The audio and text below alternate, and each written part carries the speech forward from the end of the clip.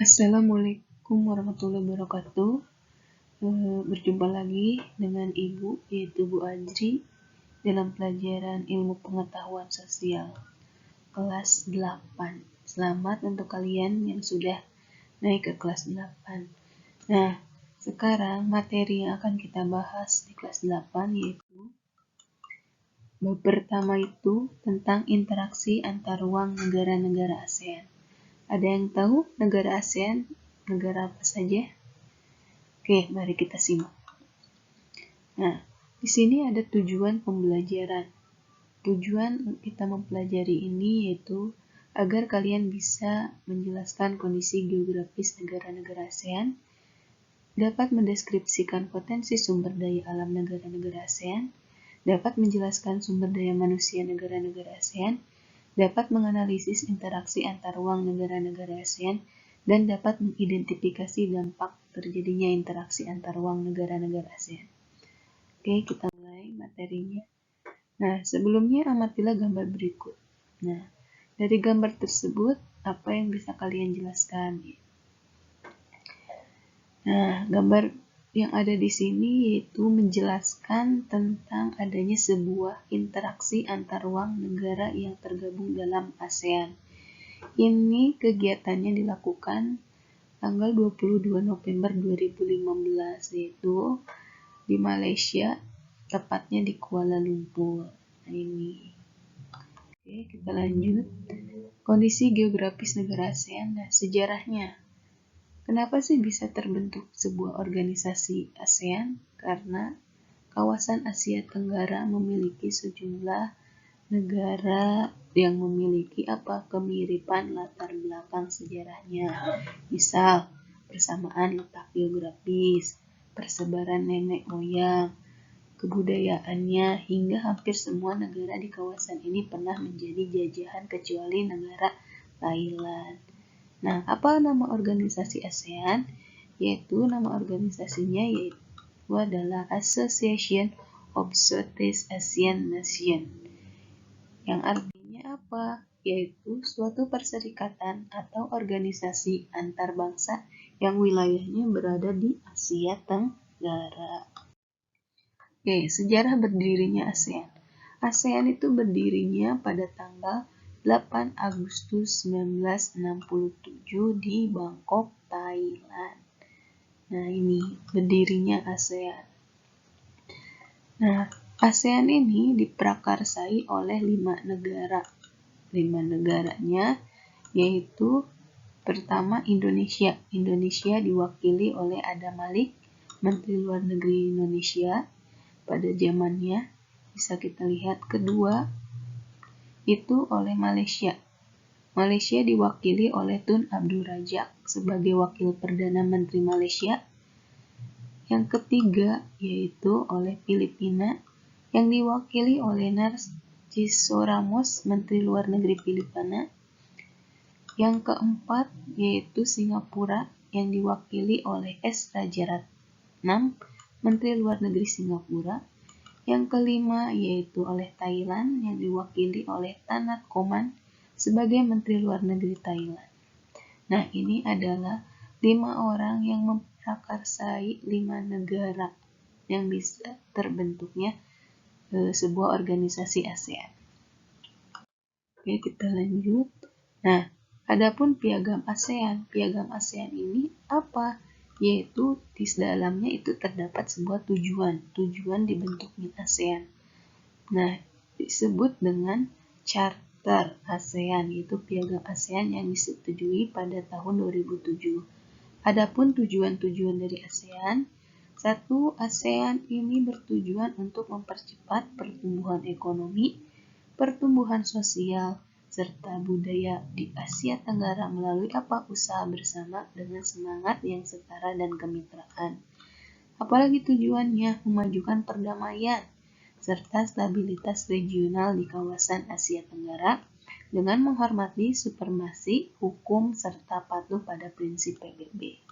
Yang ketiga, untuk memajukan kerjasama, yaitu apa? Di sini ada rasa saling membantu dalam konteks ilmu pengetahuan, teknologi, politik, ekonomi, sosial, dan budaya. Nah, selain itu tujuannya juga untuk apa? Mempererat hukum internasional dan regional antara negara Asia Tenggara. Selanjutnya menyelenggarakan usaha-usaha dalam membantu apa? Penelitian masalah di Asia Tenggara dengan menyediakan apa? Fasilitas pelatihan, penelitian, teknis, dan administrasi. Nah, apalagi tujuannya? Yaitu untuk memperkuat perdagangan internasional negara Asia Tenggara sehingga terjadi apa? Kolaborasi secara lebih efektif untuk memanfaatkan pertanian, industri, perdagangan, serta fasilitas-fasilitas yang menunjang. Itu adalah beberapa tujuan dibentuknya sebuah organisasi ASEAN. Oke, di sini ada yang dimaksud dengan prinsip ASEAN. Apa sih prinsip ASEAN?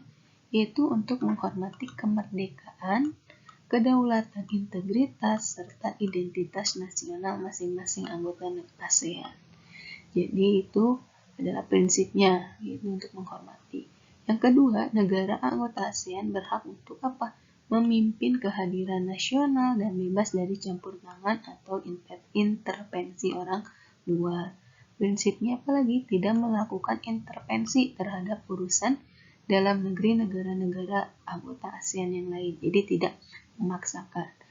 Selanjutnya menyelesaikan perbedaan atau konflik secara damai. Jadi ketika ada sebuah negara yang masih satu organisasi terjadi perbedaan, nah ini bisa diselesaikan dalam organisasi ASEAN. Terus menolak penggunaan kekuatan yang mematikan. Jadi ketika misalnya terjadi sebuah perang, nah ini menolak untuk menggunakan kekuatan yang mematikan. Terus adanya kerjasama efektif antara anggota ASEAN. Nah, untuk apa? Untuk bisa berkehidupannya itu berdampingan satu sama lain. Oke, kita lanjut. Nah, ada yang tahu negara-negara anggota ASEAN? Negara-negara anggota ASEAN itu ada apa saja? Kita lihat ada Myanmar. Nah, Myanmar itu bergabung itu pada tanggal 23 Juli 1997. Bergabung itu bareng dengan Laos. Selanjutnya itu Thailand. Thailand itu bergabung tanggal 7 Januari 1984. Nah, bergabungnya Thailand ini berbarengan dengan bergabungnya Indonesia, Malaysia, Filipina, Singapura, Thailand, dan Brunei Darussalam. Nah ini. Terus adapun Kamboja itu bergabung tanggal 16 Desember 1998 dan Vietnam bergabung 28 Juli 1995. Nah ini adalah 10 negara-negara anggota ASEAN yang diprakarsai oleh apa tadi? Indonesia, terus diprakarsai oleh Malaysia, terus diprakarsai oleh Singapura, ada Filipina dan Thailand. Nah itu. Oke, kita lanjut. Letak geografis. Nah, letak geografis negara ASEAN yaitu letak geografis posisinya silang, yaitu nih kita lihat di sini letaknya ini silang ya, negara posisinya negara silang di ASEAN. Oke, balik lagi. Nah, di sini ada bentuk secara geografis negara-negara ASEAN. Nah, contohnya page yaitu apa? Berbentuk hampir seperti lingkaran. Contohnya negara Kamboja. Nah, kita lihat di sini negara Kamboja ini bentuknya seperti lingkaran. Nah, ini adalah bentuk negara ASEAN yang disebut dengan page. Terus ada lagi yang disebut dengan fragmented, yaitu berbentuk kepulauan yang terpisah-pisah. Contohnya apa? Contohnya negara Indonesia. Kita bisa lihat petanya di sini. Nah, negara Indonesia ini pulaunya terpecah-pecah, terpisah-pisah yang disebut dengan fragmented. Terus kita lanjut, yaitu untuk secara geografis negara ASEAN yaitu elongated, yaitu apa? Bentuk memanjang. Contohnya negara Vietnam. Kita bisa lihat di sini petanya. Oke, ini adalah bentuk elongated, yaitu memanjang ke bawah ya. Ini contohnya adalah negara Vietnam. Oke, kita lanjut. Ini ada yang dimaksud dengan protruded, yaitu bentuknya apa? Lebih kompleks dan beragam. Nah, biasanya terdapat tangan yang memanjang. Nah, ini nih. Tangan yang memanjang. Ini contoh negaranya yaitu negara Thailand dan Myanmar. Nah, itu adalah bentuk secara geografis negara-negara ASEAN. Nah, adapun sejarah ASEAN lainnya yaitu berdasarkan piagam ASEAN tadi, ketua ASEAN itu biasanya digilir setiap tahun berdasarkan apa? Urutan abjad nama negara anggota ASEAN dalam bahasa Inggris.